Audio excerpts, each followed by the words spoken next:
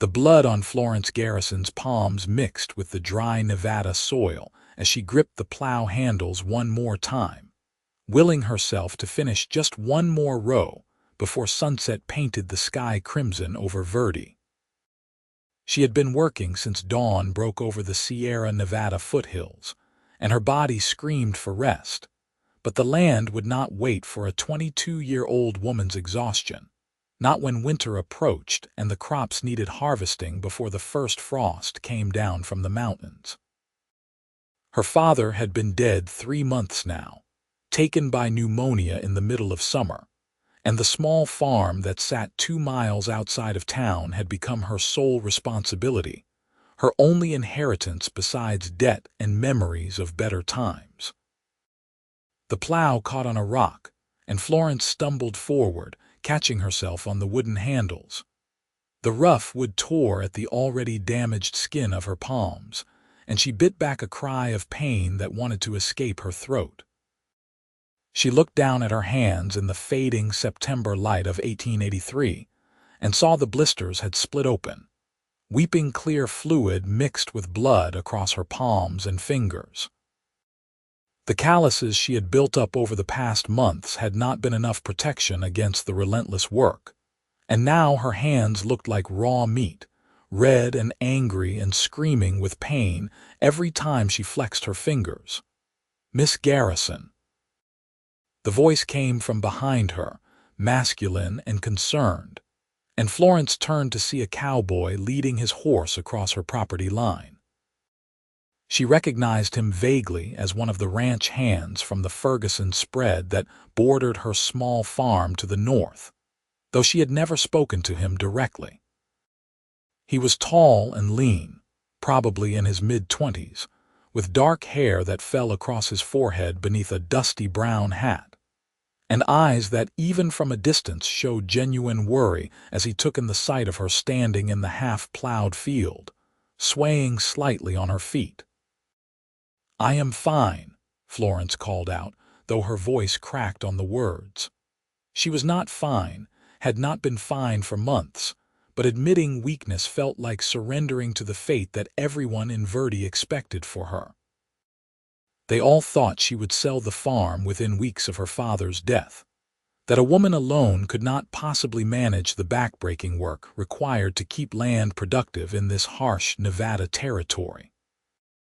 She had been determined to prove them wrong, but determination could not heal torn skin or ease the burning exhaustion in her muscles. The cowboy did not seem convinced by her assertion. He tied his horse to the fence post and walked across the field toward her with long, purposeful strides. As he drew closer, Florence could see the concern etched deeper into his features, the way his jaw tightened when he caught sight of her hand still gripping the plow handles. "Madam, with respect, you do not look fine," he said, his voice gentle despite the bluntness of his words. "Your hands are bleeding." Florence looked down at her palms again and felt suddenly dizzy. The adrenaline that had been keeping her moving all day seemed to drain away all at once, and she had to lock her knees to keep from collapsing into the dirt. "I just need to finish this row," she said, but even she could hear how weak her voice sounded. "No, madam, what you need is to stop before you hurt yourself worse." The cowboy reached out carefully and placed his hands over hers on the plow handles. His touch was surprisingly gentle, and Florence found herself looking up into eyes that were a warm brown, like honey held up to sunlight. "Let me see your hands." She wanted to refuse, wanted to maintain her independence and her pride, but the pain was becoming unbearable, and something in his expression made her feel safe in a way she had not felt since her father died. Slowly, she released her grip on the plow and held out her trembling hands for his inspection.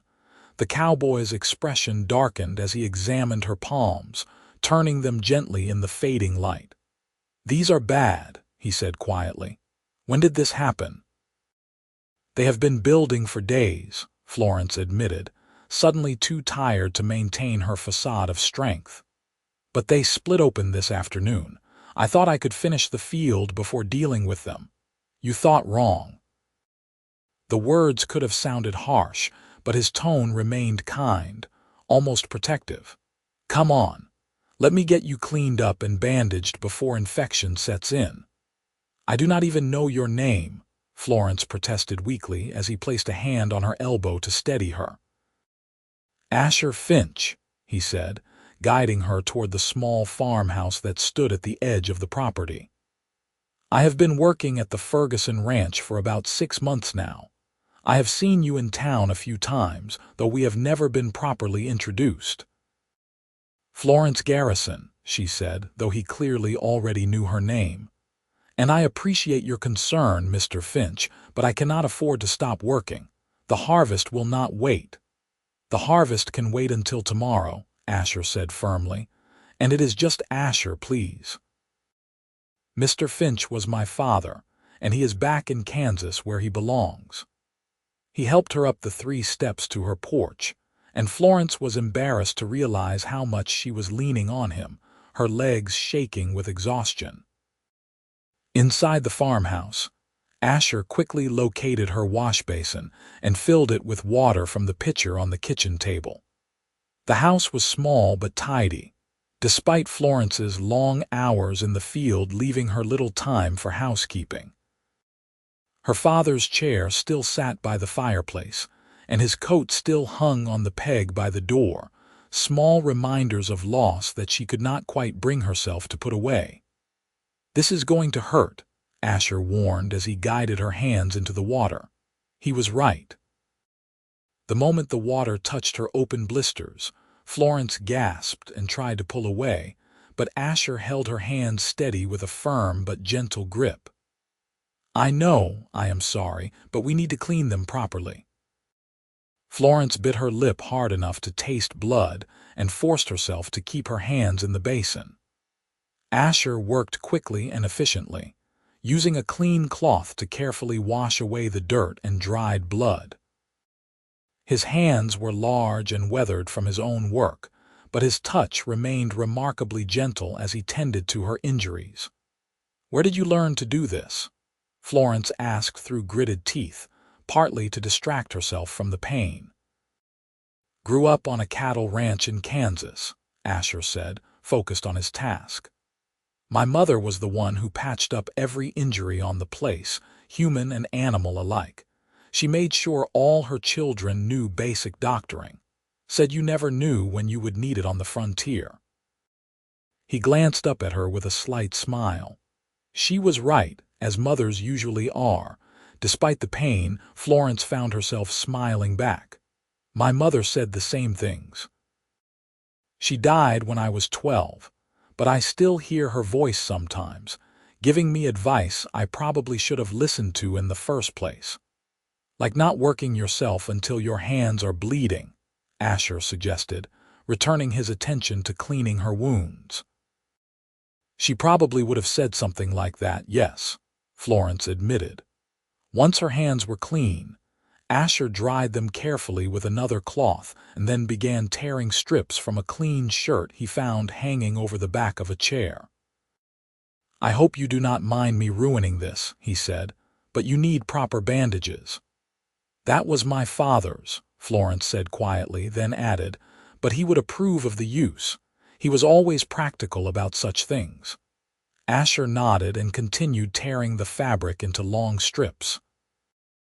Then, with the same careful attention he had shown while cleaning her wounds, he began wrapping her hands, starting at her wrists and working his way across her palms and around each finger. The pressure of the bandages was firm but not tight, and Florence found that once her hands were wrapped, the pain receded to a more manageable level. "There," Asher said, tying off the last bandage. "That should protect them while they heal. But you need to stay out of the fields for at least a few days, maybe longer." "I cannot," Florence said immediately. "The harvest will get done," Asher interrupted. "I will take your shift." Florence stared at him, certain she had misheard. "What?" "I will take your shift," Asher repeated calmly. I will come here before dawn and work your fields until the plowing is done and the harvest is in. The Ferguson ranch keeps me busy, but not so busy that I cannot spare a few hours each morning for a neighbor who needs help." "I cannot ask you to do that," Florence protested, though even as she spoke, she felt a desperate hope rising in her chest. "You have your own work to do." "You did not ask," I offered, Asher pointed out, "and my work at the Ferguson place does not start until mid-morning most days.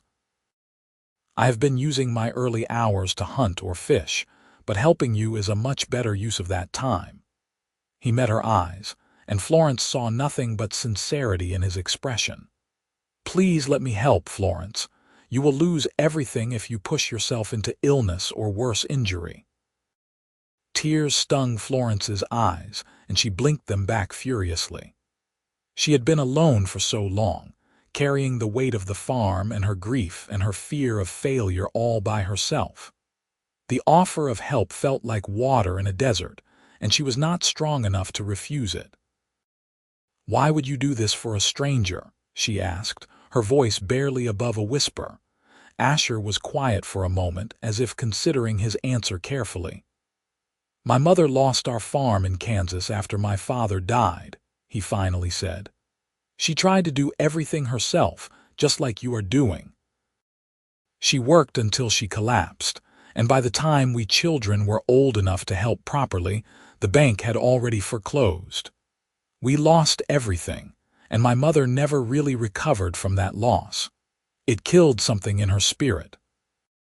He reached out and carefully touched the edge of Florence's bandaged hand. "I cannot go back and help my mother, but I can help you, so please let me." Florence found herself nodding before she had consciously made the decision. "All right," she said softly. "Thank you, Asher, thank you so much."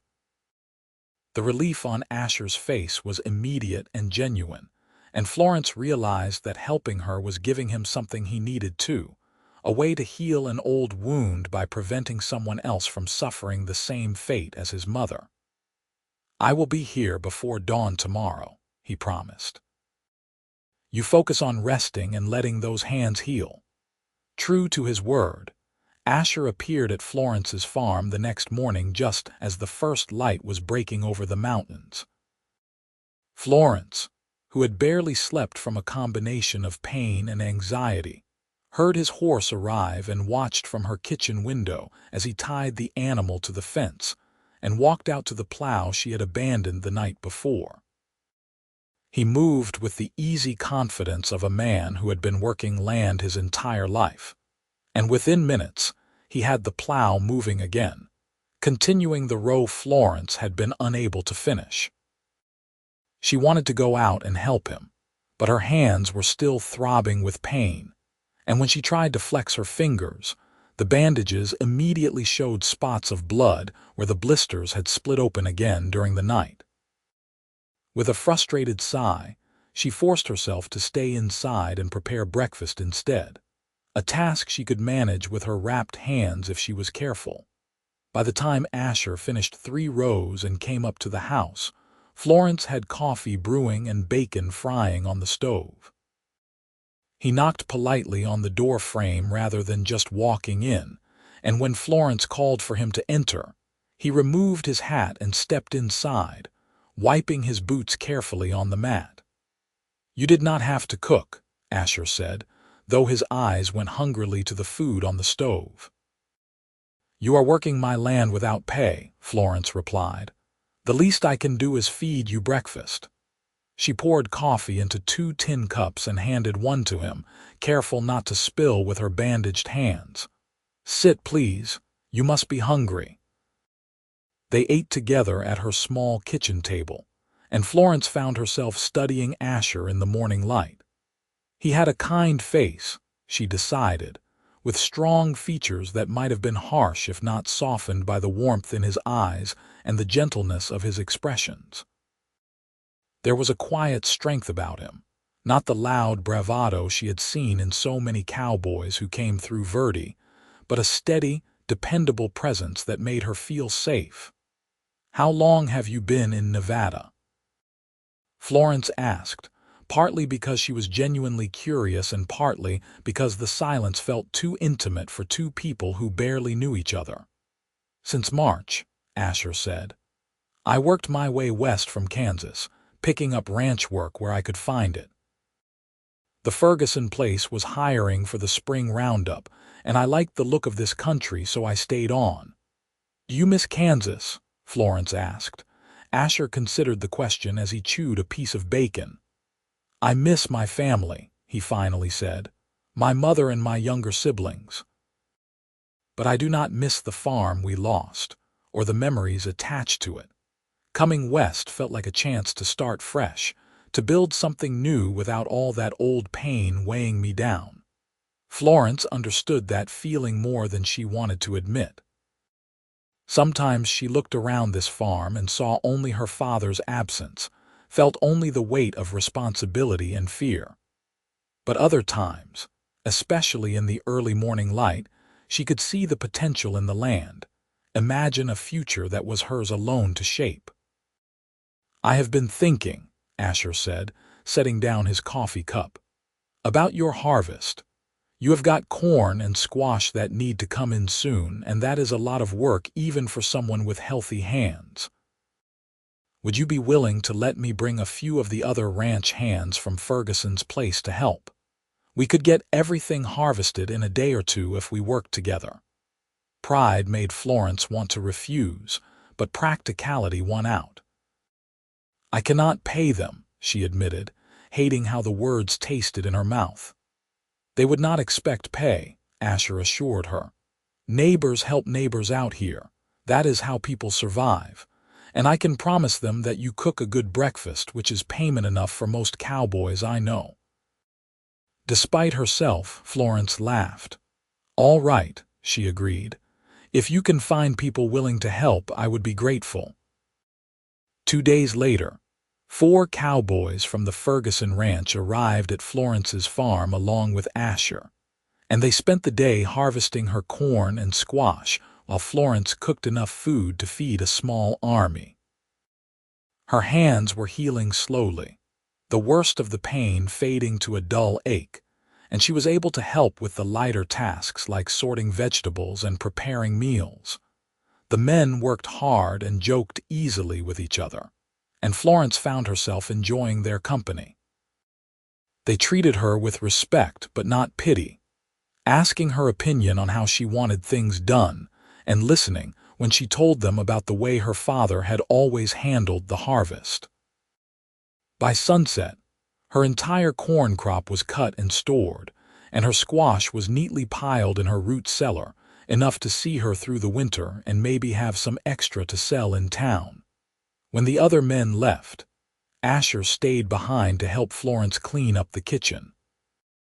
They worked in comfortable silence for a while, and then Asher said quietly, "You have got good land here. Your father built something solid." "He did," Florence agreed, feeling the familiar ache of loss. "I just hope I can maintain it." "You will," Asher said with conviction. "You are stronger than you think, Florence." The way he said her name with such warmth and certainty made something flutter in Florence's chest.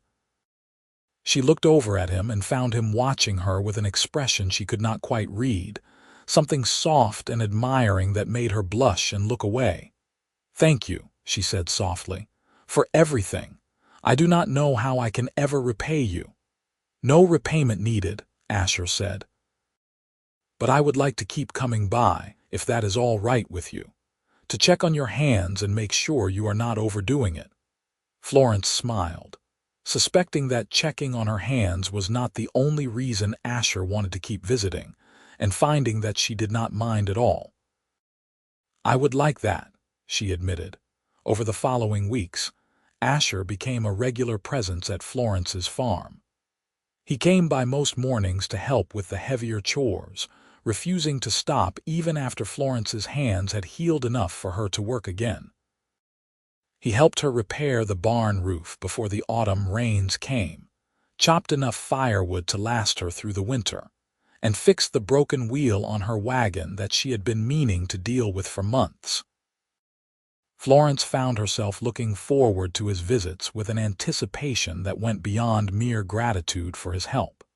She liked the sound of his voice, the way he laughed at her jokes, the careful attention he paid to everything she said as if her words were precious. She liked the way he looked at her, too, with admiration and warmth that made her feel beautiful despite her work-worn hands and sun-weathered face. They talked for hours while they worked, sharing stories about their childhoods and their families, their hopes and their fears.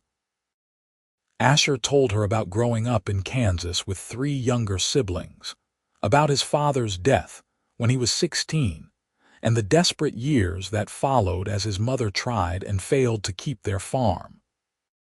Florence told him about her mother's death from fever, about her father's slow decline after losing his wife, about the loneliness of being an only child on an isolated farm. "Did you never think about leaving?" Asher asked one cool October morning as they worked together to bring in the last of the vegetables from Florence's kitchen garden. "After your father died, I mean. You could have sold the farm and started fresh somewhere else." Florence paused with a bundle of carrots in her hands, considering the question. "I thought about it," she admitted. "Those first few weeks after the funeral, I thought about it constantly. But this farm is all I have left of my parents, all I have left of the life we built together." Leaving felt like betraying them somehow, like admitting that everything they worked for did not matter. "It matters," Asher said quietly. "They would be proud of you, Florence, of how hard you have fought to keep this place going." "I hope so," Florence said, blinking back sudden tears. "I really hope so." Asher reached out and gently touched her cheek, wiping away a tear that had escaped despite her best efforts. The gesture was tender and intimate, and Florence found herself leaning into his touch, craving the comfort and connection he offered. "Florence," Asher said, his voice low and rough with emotion, "I need to tell you something." "What is it?" Florence asked, though she thought she already knew, hoped she knew. "I have been coming here every day for weeks now, and I keep telling myself it is just to help a neighbor, just to do the right thing," Asher said, his hand still cupped against her cheek. "But that is not the whole truth anymore. Maybe it never was. I come here because I want to see you, because thinking about you is the first thing I do when I wake up and the last thing I do before I sleep. I come here because I am falling in love with you, and I cannot seem to stop myself even though I know you might not feel the same way." Florence's heart was pounding so hard she was sure Asher must be able to hear it. "Who said I do not feel the same way?" she whispered. The hope that blazed in Asher's eyes was almost blinding. "Do you?" he asked. "Feel the same way, I mean?" "Yes," Florence said, the word coming out in a rush of relief and joy. "Yes, Asher, I do. I think I started falling for you that first night when you bandaged my hands and refused to let me destroy myself. Every day since then, I have fallen a little more." Asher's smile was radiant, transforming his entire face with happiness. Then, slowly, giving her plenty of time to pull away if she wanted to, he leaned down and kissed her. His lips were soft and warm against hers, and Florence felt something inside her chest expand and bloom like a flower opening to the sun. She kissed him back, pouring all her gratitude and affection and longing into the gesture, and when they finally pulled apart, they were both breathing hard. "I should have done that weeks ago," Asher murmured, resting his forehead against hers. "You were busy being noble and helpful," Florence teased, though her voice shook slightly with emotion. "I can be noble and helpful and kiss you," Asher pointed out. "In fact, I would like to make that my new plan. Help you with the farm and kiss you as often as you will let me." Florence laughed, feeling lighter and happier than she had in months, maybe years. "That sounds like an excellent plan to me." From that day forward, their relationship changed and deepened. Asher still came by every morning to help with the farm work. But now he greeted Florence with a kiss instead of just a polite hello. And they stole moments throughout the day to hold hands or embrace or simply stand close together, drawing comfort from each other's presence. The people of Verde noticed, of course. In a town of barely 200 souls, very little happened without everyone knowing about it. Florence heard the whispers when she went to the general store, saw the speculative looks from the women at church. Some of the talk was approving, people glad to see the lonely Garrison girl finding happiness with a hard-working cowboy. But some of it was less kind. Suggestions that Florence was being improper by allowing a man to spend so much time at her farm without a chaperone. Implications that she was using her feminine wiles to get free labor. The gossip stung, but Florence tried to ignore it. She knew the truth of her relationship with Asher, knew that what they shared was genuine and good. Still, she was relieved when Asher brought up the subject of marriage one evening in late October as they sat together on her porch watching the sun set behind the mountains. "I know we have not been courting very long," Asher said, his arm around Florence's shoulders as she leaned against his chest. "But I am sure about my feelings for you, Florence. I want to marry you, want to build a life with you here on this land. Would you consider being my wife?" Florence turned in his embrace so she could see his face. "Are you proposing to me?" she asked, wanting to be absolutely certain she understood him correctly. "Yes," Asher said firmly. "I am. I love you, Florence Garrison, and I want to spend the rest of my life proving it to you." "Will you marry me?" "Yes," Florence said, the word coming out choked with happy tears. "Yes, Asher, I will marry you." Asher kissed her then, deep and passionate, and Florence felt her entire world shift and settle into a new configuration, one where she was no longer alone against the harsh demands of frontier life, but had a partner, someone who would stand beside her through whatever came.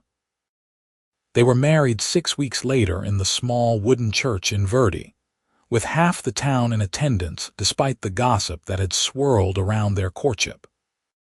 Florence wore her mother's wedding dress, altered to fit her smaller frame, and carried a bouquet of late-blooming wildflowers that Asher had ridden into the foothills to collect. Asher wore a new suit purchased special for the occasion, though he looked slightly uncomfortable in the formal clothing, tugging at his collar throughout the ceremony in a way that made Florence want to laugh and kiss him at the same time. The ceremony itself was simple and brief, the traveling preacher who made the circuit through the small Nevada towns keeping his sermon short and focused on the practical realities of marriage rather than lofty romantic ideals. When he pronounced them husband and wife, Asher kissed Florence with such enthusiasm that several people in the congregation laughed and applauded. The wedding breakfast was held at Florence's farmhouse, which was now their farmhouse, Florence thought with a thrill of happiness. The women of Verde had contributed dishes despite their earlier gossip, unable to resist the pull of a wedding celebration, and the house was soon crowded with well-wishers eating and drinking and offering advice to the newlyweds. Old Mrs. Patterson, who ran the boarding house in town, pulled Florence aside at one point and said in her blunt way, "I will admit I had my doubts about you too, thought maybe you were rushing into things out of desperation rather than real feeling. But I can see I was wrong. That boy looks at you like you hung the moon and you look at him the same way. I think you will do just fine together." "Thank you," Florence said, surprised and touched by the older woman's words. "That means a lot to me. Just remember that marriage is work, same as farming, Mrs. Patterson advised. You will have hard times and disagreements, everyone does. The secret is to keep talking to each other, keep remembering why you fell in love in the first place. Do that, and you will weather whatever storms come your way."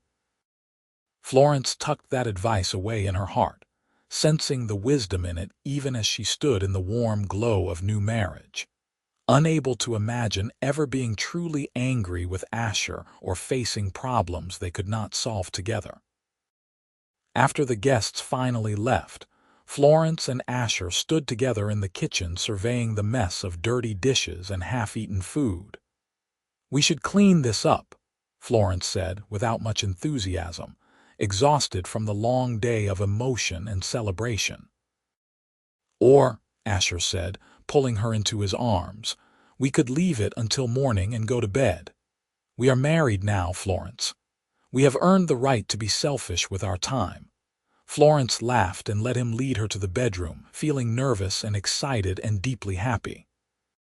The physical intimacy of their wedding night was tender and awkward and wonderful, exactly what Florence had hoped it would be with a man she loved and trusted. Afterward, lying in Asher's arms in the darkness, listening to his steady heartbeat beneath her ear, Florence felt a peace she had not experienced since before her father died, a sense of rightness and belonging that made her eyes sting with grateful tears. "I love you," she whispered into the darkness. "I love you too," Asher murmured, his arms tightening around her. "Always will, Florence, I promise you that." The first year of their marriage was not without challenges. Money was tight, as it always was for small farmers in Nevada, and there were times when Florence worried they might lose the farm despite Asher's help and hard work. The winter of 1883 was particularly harsh, with heavy snows that kept them isolated for weeks at a time and bitter cold that killed several of their chickens and put their livestock at risk. But they faced each challenge together, and that made all the difference. When Florence was discouraged, Asher reminded her of how far they had come and how strong they were together. When Asher worried about whether he was doing enough to support them, Florence reminded him of all the improvements he had made to the farm, the way his hard work and clever planning had increased their yields and efficiency. They developed routines and rhythms, learning each other's habits and preferences, figuring out how to work together without getting in each other's way. Asher took over most of the heavy field work, while Florence managed the kitchen garden, the chickens, and the business side of the farm, tracking their expenses and income in careful ledgers. They made decisions together, talking through their options and concerns, and Florence came to rely on Asher's steady judgment as much as he relied on her practical wisdom. By spring, they had not only survived but were actually starting to thrive. The farm was in the best shape it had been in years, with fences repaired, buildings maintained, and the fields prepared for planting. Florence's careful management of their finances meant they actually had a small amount of savings put aside for emergencies, a luxury she had never experienced before. But the greatest change was not in the farm or their finances, but in Florence herself. She was no longer the exhausted, lonely young woman who had been working herself to death in the fields, her hands bleeding and her spirit nearly broken. She was happy now, confident in herself and her future, secure in the love of a good man who saw her as a partner rather than a burden. The fear that had haunted her for so long, the terror of losing everything her parents had built, had receded to a manageable background worry rather than a constant crushing weight. One evening in early May, as they sat together on the porch watching lightning flash on the distant horizon, Florence said suddenly, "I want to have a baby." Asher turned to look at her, surprise evident on his face. "Do you?" he asked. "We have not really talked about children." "I know," Florence said, reaching for his hand. "But I have been thinking about it a lot lately. This farm needs more than just the two of us if it is going to grow and prosper. And I want to fill this house with the sound of children's laughter, want to give our kids the kind of childhood I had before my mother died, full of love and security." Asher was quiet for a long moment, and Florence felt a flicker of anxiety. Maybe he did not want children, or at least not yet. Maybe she had misjudged his feelings on the subject. But then Asher smiled, slow and warm, and pulled her close. "I would love to have children with you," he said. "I think you will be an amazing mother, Florence. And I promise to do my best to be a good father, to give our kids everything they need to thrive." Florence kissed him, relief and joy and love all tangled together in her chest. "I know you will," she said. "You are already the best man I know." Several months later, as summer turned to autumn and the year came full circle to the season when Florence and Asher had first met, Florence confirmed what she had suspected for several weeks. She was pregnant, the baby due to arrive sometime in the spring of 1885. Asher's reaction when she told him was everything she could have hoped for. Pure joy and excitement mixed with a protective tenderness that made Florence feel cherished and safe. As her pregnancy progressed, Asher became almost comically careful with her, insisting that she rest frequently and taking over many of the chores she had always handled. Florence found his concern both touching and occasionally frustrating, especially when he tried to stop her from doing anything more strenuous than sitting in a chair and knitting. "I am pregnant, not made of glass," she told him one day in February when he had refused to let her help bring in firewood. "Women have been working through pregnancy since the beginning of time." "I know," Asher said, looking sheepish. "I am sorry, I do not mean to smother you, I am just worried. My mother lost 2 babies between my younger brother and sister, and I remember how devastating that was for her. I could not bear it if something happened to you or our child." Florence's irritation melted away at his words, at the genuine fear she could see in his eyes. "Nothing is going to happen to us," she said, taking his hands in hers. "I am healthy and strong and this baby is growing well. But I need you to trust me to know my own limits, all right? I promise I will not do anything to put myself or the baby at risk." Asher nodded, though Florence could tell it cost him an effort to step back and let her continue with her normal routines. She appreciated his concern, even as she chafed against his overprotectiveness, and tried to find a balance between honoring his fears and maintaining her own sense of capability and independence. Their daughter was born on a rainy April night in 1885, after a long and difficult labor that left Florence exhausted but triumphant. Asher, who had paced the house like a caged animal while Mrs. Patterson and the town midwife attended to Florence, nearly cried when he was finally allowed into the bedroom to meet his child. "She is perfect," he whispered, looking down at the tiny, red-faced infant in Florence's arms with an expression of absolute wonder. "She looks just like you." "She has your nose," Florence said, though in truth the baby was so small and new that it was hard to say whom she resembled. "What should we name her?" They had discussed names throughout the pregnancy, but had not settled on anything definite. Now, looking at her daughter's scrunched-up face, Florence found herself thinking of her own mother, of the woman who had taught her to be strong and capable and kind. "What about Margaret?" she suggested softly. "After my mother, we could call her Maggie." Asher's smile was tender. "Margaret Finch. Maggie, I like it. I like it very much." He carefully touched the baby's tiny hand, and Maggie instinctively wrapped her fingers around his, gripping tight. The look on Asher's face at that moment, a mixture of fierce love and protective devotion, made Florence's heart overflow with affection for both her husband and their new daughter.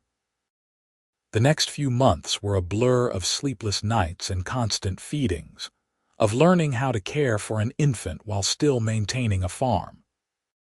Florence was grateful for Asher's help, for the way he would walk the floor with Maggie when she was fussy, sing to her in his rough but gentle voice, change her nappies without complaint. Many men of their time considered childcare to be solely women's work, but Asher dove into fatherhood with the same dedication and care he brought to everything else in his life. By Maggie's first birthday, the farm was thriving beyond Florence's wildest dreams from those dark days after her father's death. They had expanded their corn acreage, added a milk cow and several pigs to their livestock, and even begun selling eggs and vegetables to the boarding house in Verdi for a small but steady income. The house itself had grown too, with Asher building an additional room for Maggie and making plans for further expansion. "We are going to need more space if we keep having babies," he said one summer evening as they sat on the porch, watching Maggie toddle around the yard chasing fireflies. "Are we planning on having more?" Florence asked, though she already knew the answer. She wanted more children, wanted siblings for Maggie, and life and laughter filling every corner of their home. "I hope so," Asher said. "If you are willing, I think we make pretty good babies together." Florence laughed and leaned against him, content in a way she would have thought impossible just a few years earlier. "I think so too," she agreed. Their son was born in the spring of 1887, a robust baby with Asher's dark hair and Florence's green eyes. They named him Thomas, after Asher's father, and from the moment of his birth, he was different from Maggie, loud and demanding where his sister had been relatively placid. "He has a set of lungs on him," Asher said ruefully one night as they took turns walking with the screaming infant. "I think they can probably hear him all the way in town. He knows what he wants and is not afraid to ask for it," Florence said, though she was exhausted from weeks of interrupted sleep. "That will serve him well in life." As their children grew, the farm continued to prosper. Asher proved to be not just a hard worker, but an innovative thinker, always looking for ways to improve their yields and efficiency. He read agricultural journals that Florence ordered from back east, experimented with different crops and techniques, and gradually transformed Florence's small inherited farm into one of the most productive in the area. Their success did not go unnoticed. Other farmers began asking Asher for advice, and he was generous with his knowledge, helping neighbors improve their own yields without expecting anything in return. This generosity earned them goodwill throughout the community, and the Finch farm became known as a place where struggling farmers could find both practical help and encouragement. Florence, for her part, became increasingly involved in the life of Verdi itself. She helped establish a small school in town, so that children like Maggie and Thomas would not have to travel to Carson City for education. She organized the women of the community to pool their resources and skills, creating a network of support that helped everyone weather hard times and celebrate good ones. She became, without quite intending to, one of the respected leaders of their small community, someone people turned to for wisdom and guidance. But despite their busy lives and growing responsibilities, Florence and Asher never lost sight of what was most important to them: each other and their family. They made time for quiet evenings on the porch, for walks through their fields hand in hand, for stolen kisses in the barn when the children were napping. They talked to each other constantly, sharing their thoughts and feelings and dreams, maintaining the deep emotional intimacy that had been the foundation of their relationship from the beginning. "You ever think about that day we met?" Florence asked one evening in the autumn of 1890 as they sat together watching the sunset. "When my hands were so blistered I could barely hold the plow handles. I think about it all the time," Asher admitted. "I was riding home from checking fence lines, and I looked over and saw you standing in that field, swaying on your feet, and something in my chest just grabbed hold. I knew, even then, that you were going to be important to me, even though we had never spoken before that moment. "I was so scared that day," Florence confessed. "I thought I was going to lose everything my parents had built, that I was not strong enough or smart enough or tough enough to survive on my own. And then you appeared, like an answer to a prayer I had not even known to say." "You were always strong enough," Asher said, pulling her closer. "You just needed someone to help you see it, to share the burden until you caught your second wind. You would have survived without me, Florence. You are one of the strongest people I know." "Maybe," Florence said, though she did not entirely believe it. "But I am glad I did not have to. I am glad you saw me that day and stopped to help. I am glad you bandaged my hands and took my shift and gave me space to heal. I am glad you loved me." "I will always love you," Asher said, the words a promise and a prayer. "Until my last breath and beyond, Florence. You are my whole heart." Florence kissed him as tears slipped down her cheeks, happy tears this time, tears of gratitude and joy and deep abiding love. She thought about the younger version of herself, alone and afraid and bleeding into the Nevada soil, unable to imagine a future that held anything but struggle and loss. If she could go back and tell that girl what was coming, the love and partnership and family that would grow from her darkest moment, she was not sure that girl would believe her. The happiness seemed too large, too improbable, too much to hope for, but it was real. All of it was real as the man beside her and the children sleeping in the house and the land that stretched out before them, their land now, marked by their joint labor and watered by their shared sweat and occasional tears. Their family continued to grow over the years. Another daughter arrived in 1889, named Clara after Asher's mother, and a second son in 1892, named Daniel for no reason other than that they both liked the name. Each child brought new challenges and new joys, and Florence and Asher adapted to each stage of parenthood with the same partnership and dedication that had marked their approach to farming. Maggie grew into a serious, thoughtful child who loved books and learning, often helping Florence with the accounting for the farm or reading to her younger siblings.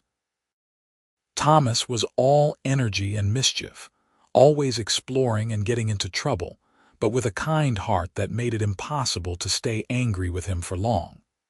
Clara was quiet and observant, noticing everything and remembering details that others missed. And Daniel was still too young to show much personality beyond being generally cheerful and easygoing. The farm continued to expand and prosper through the 1890s. They added more acreage, purchased through careful saving and smart management, and diversified their crops to reduce risk from drought or market fluctuations. Asher built a larger barn and a proper chicken coop, and they acquired more livestock, including horses that Asher began breeding and training for sale. By the turn of the century, the Finch farm was one of the most successful in western Nevada, a source of pride for the entire community. But success brought its own pressures and concerns. They employed several ranch hands now, young men who needed the work and appreciated Asher's fair treatment and Florence's good cooking. Managing the larger operation required more of their time and energy, and sometimes Florence worried that they were losing sight of what mattered most in their drive to keep expanding. "You think we have gotten too ambitious?" she asked Asher one night in the summer of 1900. "Sometimes I feel like we are so busy managing the farm that we are missing our children growing up." Asher was quiet for a long moment, and Florence knew he was taking her concern seriously, really thinking about it rather than just offering easy reassurance. "You may be right," he finally said. "We have been pushing hard for years now, always thinking about the next expansion, the next improvement. Maybe it is time to slow down, to focus on maintaining what we have rather than constantly reaching for more." I do not want to stop growing entirely, Florence clarified. I just want to make sure we are growing in the right ways for the right reasons. I want to make sure we remember why we are doing this in the first place. For our children, Asher said, to give them security and opportunity, to build something that will outlast us. Yes, Florence agreed. But I also want them to remember us, to have real memories of time spent together, not just of parents who were always too busy or too tired to really pay attention. They made changes after that conversation, deliberately slowing their pace and being more intentional about how they spent their time and energy. They hired a manager to handle the day-to-day operations of the farm, freeing them to focus on the parts they actually enjoyed and on spending more time with their children. They made Sunday a true day of rest, with the whole family spending time together rather than Asher working in the fields or Florence catching up on bookkeeping. The results were immediate and positive. Florence noticed that the children seemed happier, more settled, and that her relationship with Asher deepened even further as they had more time to simply be together, without the constant pressure of work hanging over them. The farm did not suffer from their reduced involvement. If anything, it ran more smoothly with proper management systems in place. By 1905, with Maggie preparing to leave for university in San Francisco, Florence could look back on 22 years of marriage with deep satisfaction. She and Asher had built something remarkable together, not just a successful farm but a real family, a life rich with love and meaning. The scared, lonely girl she had been when they met felt like a distant memory, someone from another lifetime entirely. "I am proud of us," she told Asher one evening as they sat on their porch, the same porch where he had first proposed all those years ago. "Of everything we have built together." "So am I," Asher said, his arm around her shoulders as she leaned against him. "Though I have to say, the best thing we ever built is sitting in that house working on her Latin homework." Florence laughed, knowing he meant Maggie, "and the 3 others causing chaos in the barn." "Them too," Asher agreed with a grin. "All of them. Every single thing we have created together is better than I ever dreamed possible back when I was a lonely cowboy riding past your farm and saw a woman who needed help." "We helped each other," Florence corrected gently. "You saved me from destroying myself, but I saved you too in a way. You said yourself that you were drifting when you came west, looking for purpose and belonging. We gave each other those things." "We did," Asher agreed, "and we still do every single day." Their children grew and eventually left home one by one to pursue their own lives and dreams. Maggie became a teacher, using her education to help other young women access opportunities that had been rare in Florence's generation. Thomas took over the management of the farm, bringing his own innovations and energy to the operation. Clara married a shopkeeper in Reno and filled her home with books and music. Daniel, the youngest, followed in his father's footsteps by becoming a ranch hand, though he worked on larger operations in Wyoming and Montana, seeing more of the West than his parents ever had. With the children gone, Florence and Asher found themselves alone together again, their relationship coming full circle to where it had begun with just the 2 of them against the world. They were older now, their faces lined with years of sun and work, their bodies not as strong or quick as they had been in youth. But their love had only deepened with time, matured like good wine into something rich and complex and infinitely precious. They traveled a bit, taking the train to San Francisco to visit Maggie and see the ocean for the first time. They visited Clara in Reno and marveled at how much the city had grown. They even made the long journey to Wyoming to see Daniel and meet his new bride. But they always returned to the farm in Verde, to the land that had brought them together and watched their love grow. On their 30th wedding anniversary in 1914, Asher surprised Florence with a party attended by what seemed like half of Nevada. People came from all over the territory to celebrate the couple who had become legendary in their community, known not just for their successful farm but for their enduring love and their generosity to anyone who needed help. Old Mrs. Patterson, now well into her 80s but still sharp as a tack, pulled Florence aside during the party and said, "Do you remember what I told you on your wedding day, about marriage being work and needing to keep talking to each other?" "I remember," Florence said, smiling at the memory. "Well, I was right, was I not?" Mrs. Patterson said with satisfaction. "You two have weathered every storm by sticking together and keeping your eyes on what matters.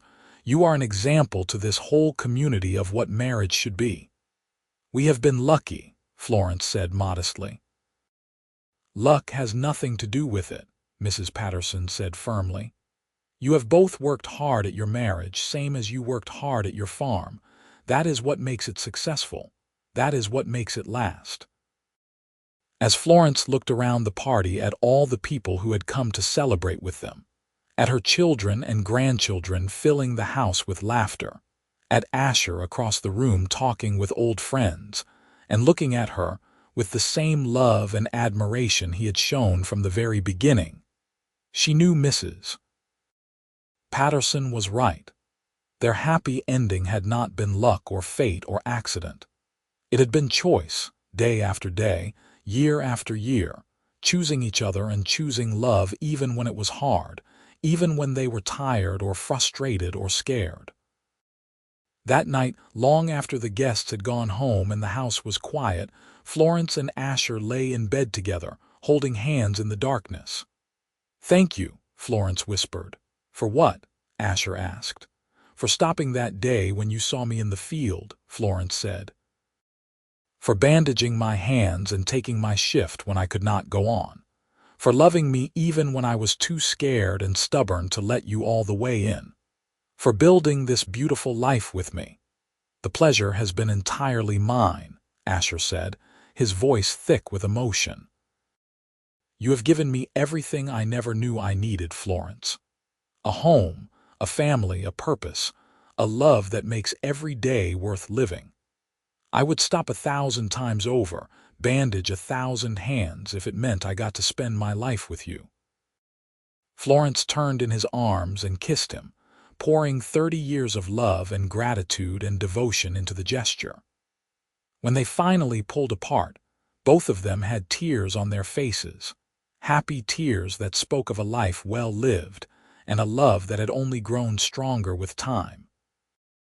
The years continued to pass, bringing changes both large and small. The world transformed around them, automobiles replacing horses, electricity coming even to remote Nevada farms, news of war in Europe casting shadows over what had been a relatively peaceful era. But through it all, Florence and Asher remained constants in each other's lives, anchors in the storm of change and uncertainty. They grew old together, gracefully accepting the limitations that age brought while finding new ways to enjoy their time. They spent hours sitting on their porch, watching the seasons change across the land they had worked for so many years. They told stories to their grandchildren about the old days, about frontier life and the hard work of building something from nothing. They held hands and kissed, and told each other, "I love you," every single day, never taking for granted the gift they had been given in finding each other. Florence often thought about that September day in 1883, when her hands had been so blistered from working the land that she could barely hold on to the plow handles. She thought about the cowboy who had appeared as if summoned by her desperation, who had seen past her pride and stubbornness to the need underneath, who had offered help without judgment or expectation of return. She thought about how one act of kindness, one decision to care about a stranger's welfare, had changed the entire trajectory of both their lives. That was the magic of love, she had learned. It was not always the grand gestures or the dramatic moments, though those had their place. Often it was the quiet kindnesses, the steady showing up day after day, the willingness to bandage wounds both physical and emotional and share the burdens that seemed too heavy to carry alone. That was what Asher had done for her, and what she had tried to do for him in return, and what they had built together over more than 4 decades of marriage. On a crisp October evening in 1928, as golden light spilled across the Nevada landscape and painted the mountains in shades of purple and gold, Florence and Asher sat together on their porch as they had done thousands of times before. They were both well into their 60s now, their children grown with children of their own, the farm they had built still thriving under Thomas's capable management. "I have been thinking," Florence said, breaking the comfortable silence. "About what?" Asher asked, his hand warm in hers. "About how we have lived a good life," Florence said softly. "About how grateful I am for every moment we have shared, every challenge we have faced together, every joy we have celebrated. If I could go back and do it all over again, I would not change a single thing." "Not even the part where you worked until your hands were bleeding," Asher teased gently. "Not even that," Florence confirmed. "Because that led to us, to everything we have built. The pain was worth it, Asher. Every moment of struggle and fear and doubt was worth it because it brought me to you." Asher raised her hand to his lips and kissed it gently, mindful of the arthritis that sometimes made her fingers ache. "You were always going to be worth finding," he said. "I am just grateful. I was the one who got to bandage your hands and take your shift and love you for the rest of my life." They sat in silence as the sun sank below the horizon and stars began to appear in the darkening sky. The land around them, their land, settled into evening quiet, and Florence felt a peace so deep it bordered on transcendence. She had everything she had ever wanted, everything she had been too afraid to hope for during those dark days after her father's death. She had love, family, security, purpose, and a partner who had stood beside her through every trial and triumph.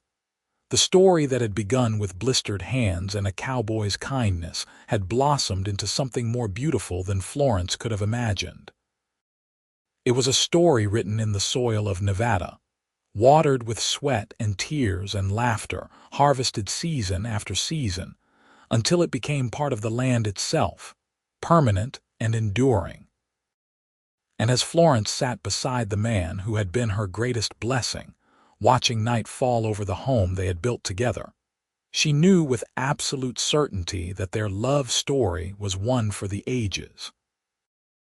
Not because it was extraordinary or dramatic, but because it was real, built on a foundation of kindness and respect and daily choosing each other, again and again, year after year.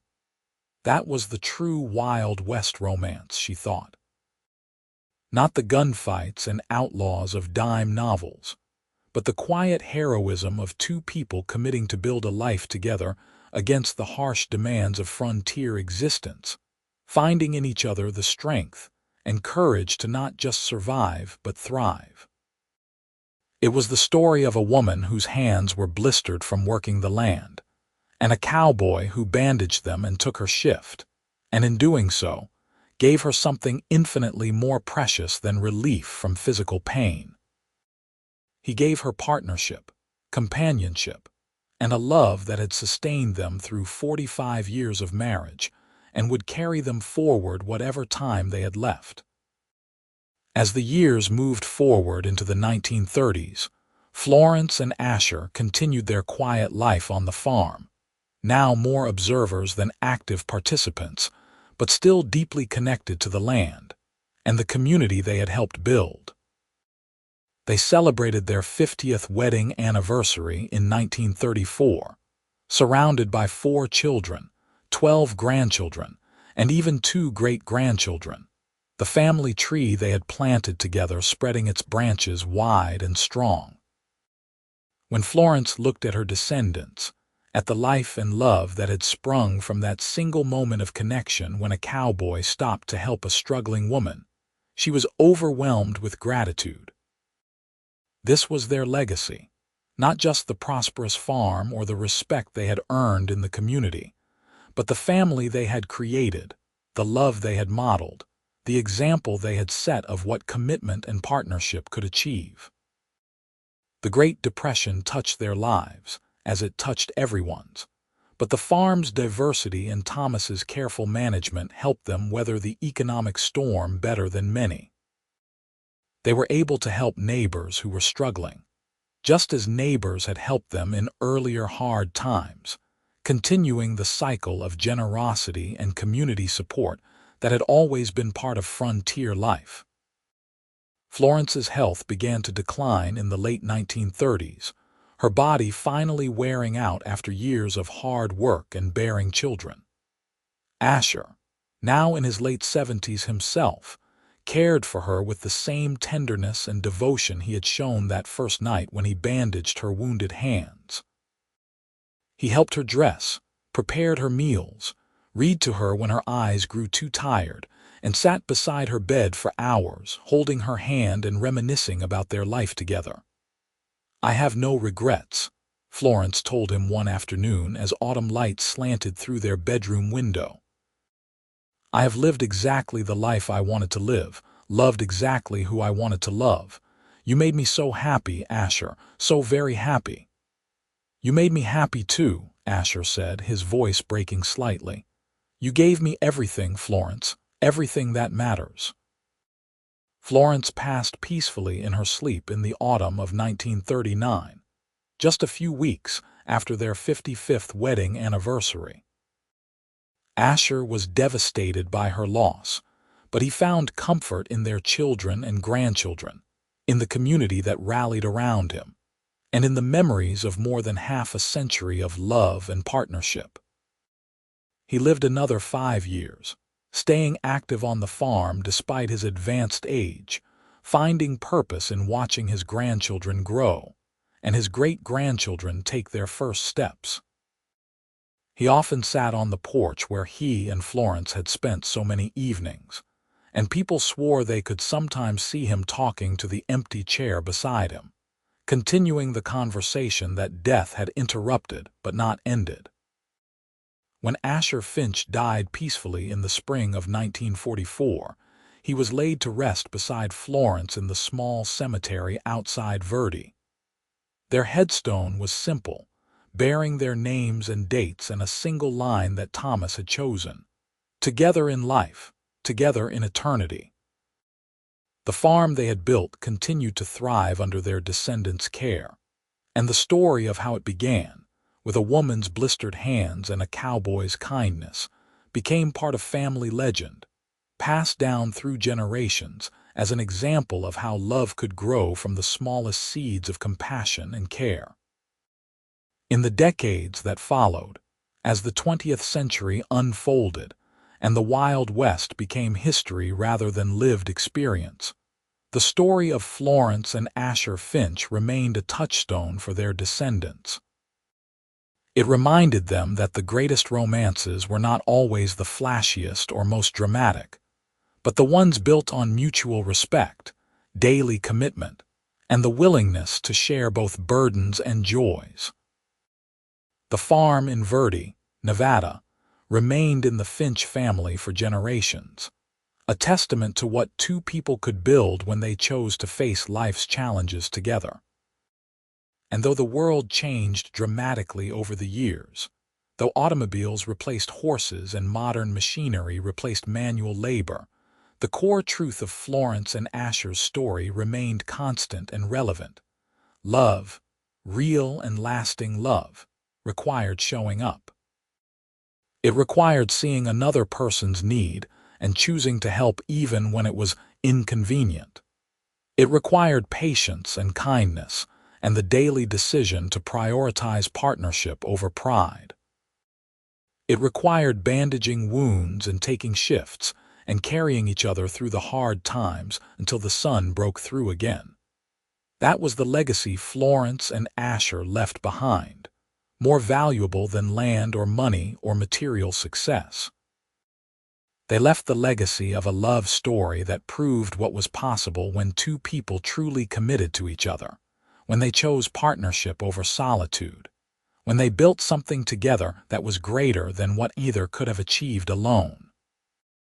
And somewhere in the Nevada soil, in the land they had worked and loved and passed down to their children, their story lived on, a permanent part of the landscape, as enduring as the mountains that watched over Verde and as constant as the seasons that continued to turn, year after year, marking time but never diminishing the truth of what Florence Garrison and Asher Finch had shared. Their love had begun with blistered hands and a simple act of kindness, and it had grown into something beautiful and lasting, exactly the kind of happily ever after that both of them had deserved, worked for, and ultimately received. It was a story worth telling, worth remembering, worth celebrating as an example of what love could be when given the chance to flourish in the fertile soil of mutual respect, shared purpose, and unwavering commitment. And in the end, that was all any love story needed to be. Real, honest, and true, built not on fantasy but on the daily choice to love and be loved in return, to build a life together one moment, one decision, one bandaged hand at a time.